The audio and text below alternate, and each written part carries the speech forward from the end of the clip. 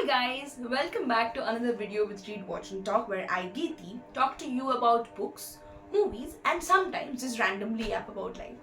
So today's topic, as you can understand, is women. So when I say women, what do I mean? People who are supposed to be mothers, supposed to be sisters, wives, daughters, and above all, the gender or the section of human beings on earth who are automatically supposed, taken for as things to exert dominance over. So throughout the last 3 years of being in a course that has taught me things like equality, I have learned something. By equality, we do not mean that the physical prowess or the physical limitations of a woman or the physical prowess of a man, they can actually be balanced off and the man and the woman can be physiologically same. I don't think that's what we mean when we sit down to talk about feminism, when we sit down to talk about equality. I don't think that's what we mean. I think when we speak about feminism, we speak about the equality in the mind. Things like cooking, things like being the breadwinner of the family, these are still gendered constructs. For example, if you're watching this video and you are from an Indian household, you might relate to this or you might not. But if you're from an Indian household, you might have heard your mom never allowing your dad to cook. Not because the dad doesn't know how to cook, but because why will men cook? Or you might have heard your father say that your mom doesn't need to go out and work hard to earn money. She's fine. Back at home, she's absolutely fine. You might have heard that. Yes, I think these are very common things. I can assure you that there have been instances in your life where if you are a male, you are supposed to do something which a woman can't. You might as well be called a woman if you have not done the thing.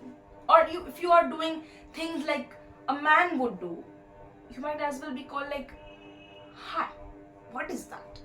You're behaving like a man. So that is my proper question on this Women's Day, that what is a man and what is a woman? If you physiologically divide them, you can divide them on basis or parameters of their physical organs, their anatomical structures. But if you have to divide them on basis of ideological differences, men are supposed to be smarter than women. Women are not supposed to be as smart as men. Because if the woman becomes smart, she goes out of the house, she earns, she is not the ideal wife figure.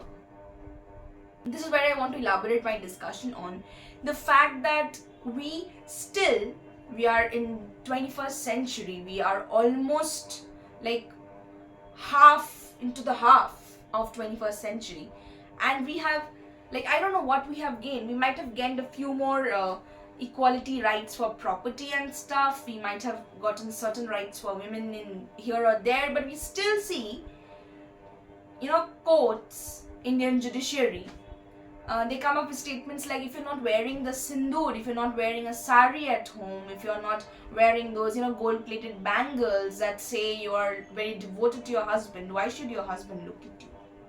I think these are constructs still believed by educated judiciary members, educated society where we live in.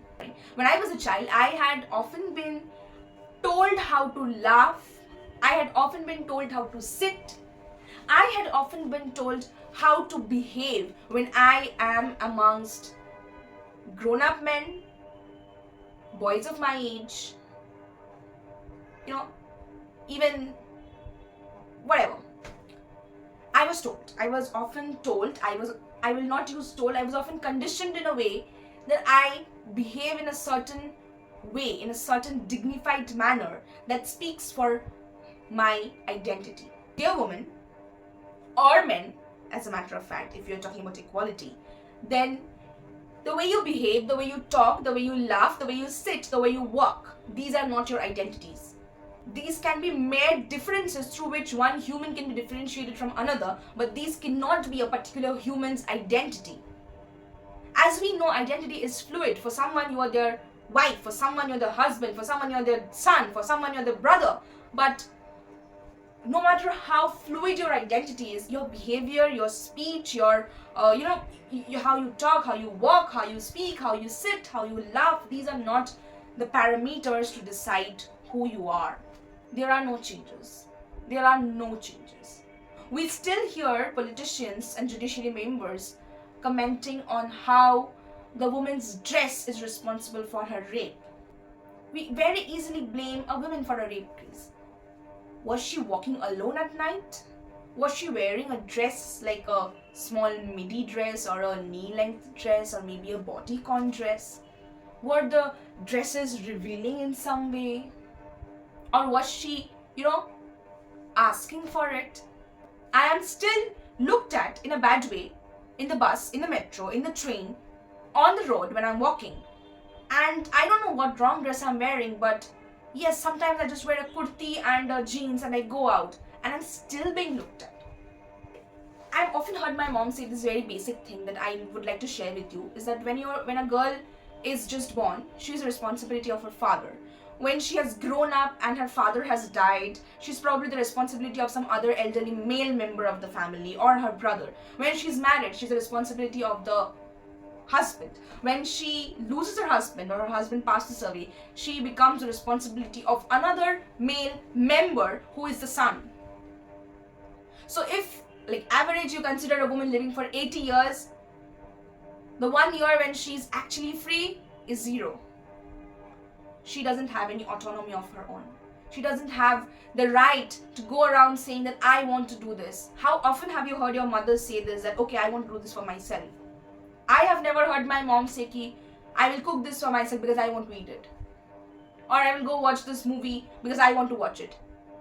If there's a movie she wants to watch it and I don't want to watch it, she'll not go for it. Well, I am not supporting that. But she is just conditioned that way. This is what internalizing patriarchy looks like. You are conditioned in a way.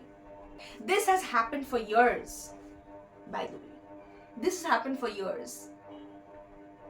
You cannot just particularly say that you have not had an experience feeling or seeing or being in such a situation.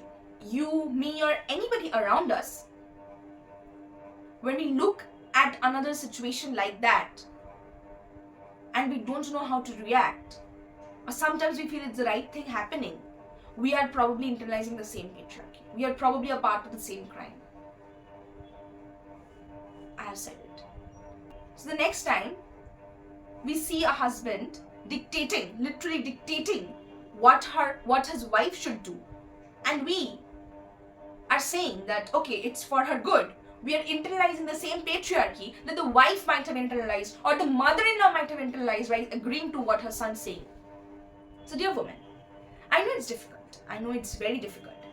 But to hold on to your identity is everything. If you cannot hold on to what you are, then you are probably losing out on every other identity of yours. Your life is not just about being someone's wife, someone's daughter, someone's sister, someone's mother. Your life is about you. Wake up, choose yourself, work hard for yourself, achieve something, show to the world that no boundaries can stop a woman. No matter how many boundaries are there around you, break them all, break those shackles and work for yourself. If you work for yourself today, tomorrow you might inspire 100 more women like you to work for themselves. Because we need more such inspirations. We need more such stories around us where we see women working for themselves. No matter what happens, we must know that standing up for ourselves will not only be about financial independence, it will also be about moral independence. There are women around us these days who are working in corporates and around the world, they're living their life, but ultimately they're still answerable to some authoritative figure. And that authoritative figure probably is your family. That authoritative figure probably is a repressive family that you have faced for years. And I'm not saying that it will take some 5 years or 10 years. It might take 50, it might take 100, it might take a 200-year gap from now to then. But we need to step forward for the change. The change has to be brought by us. If it's not us, then it's not anybody. If we put a step forward today, there might be 100 more steps forward tomorrow, and 1,000 the day after, and probably 10,000 a year later. I know how difficult it is to break those boundaries that held you for years, but you can. And the first step towards breaking that boundary is definitely saying a no. Say a no when you don't want it. Say a no when you don't feel comfortable around it. Say a no when you are done with it. Say a no when you feel it's wrong. Say a no when you know that you are not wrong, you are right. And say a no to those people around you who say that you cannot do it. Prove them wrong and tell them, yes, we can also do it. The second most important point on this Women's Day is that celebrate your empowerment. Take yourself out on small trips, solo. Take yourself out on small dates, solo. Take yourself out on small shopping expeditions, yes, solo. These are small gifts that you need to give yourself. For example, when I started earning, I have given myself a number of gifts, and all those gifts were in the shape of food. These days, it has changed into dresses, books, but earlier it was all about food. So yes, if you are earning, you might have responsibilities. I know I'm not saying that it's wrong to have responsibilities. You might have responsibilities, you can have responsibilities, but yes, if you're saving something out of it, don't forget to treat yourself a little bit with it. And the final and the most important point is that this Women's Day, let's remember, it's not just one day. It's 365 days of respecting, empowering, uplifting women.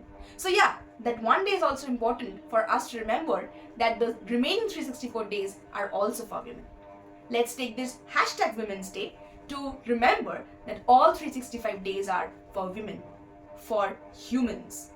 Thank you so much. I'll see you in the next video. Happy Women's Day to everybody, and thanks for watching Read, Watch and Talk.